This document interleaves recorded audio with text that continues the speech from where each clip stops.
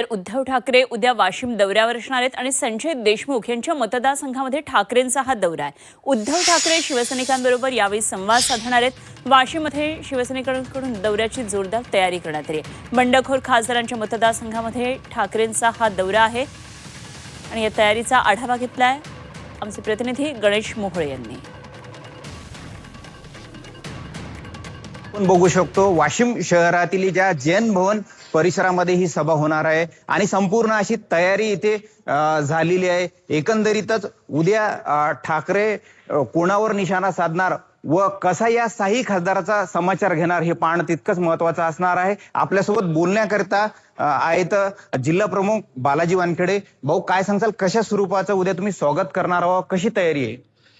सन्माननीय पक्षप्रमुख, आमचे कुटुंब प्रमुख, माजी मुख्यमंत्री आदरणीय उद्धव साहेब वाशिम जिल्ह्यावर उद्या 27 जूनला येणार आहेत आणि या दौऱ्याची जे तयारी अशी सर्व आमची झालेली आहे।